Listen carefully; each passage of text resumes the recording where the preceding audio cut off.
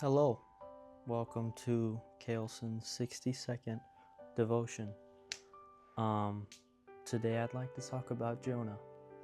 So you guys have probably heard this story. Jonah was swallowed by, the Bible says, a big fish or a great fish, something like that.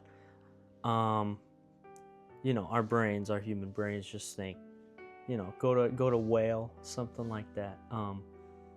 No, it might have been a whale, might have been megalodon, whatever it was, some sort of big fish swallowed Jonah.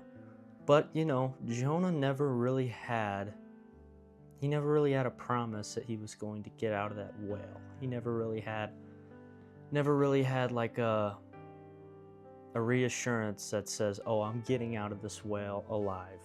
I'm gonna get out in 3 days." He didn't have anything like that. All he had was himself, a giant whale, and just one more thing. He had God.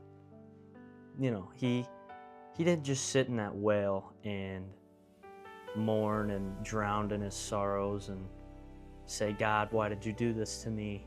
My life is over. Why'd you do it?" No, he didn't do that. He sat in the whale and he prayed.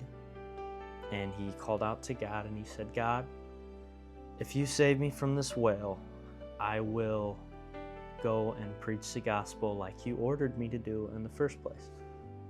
So God heard that, and as we know, God always comes through.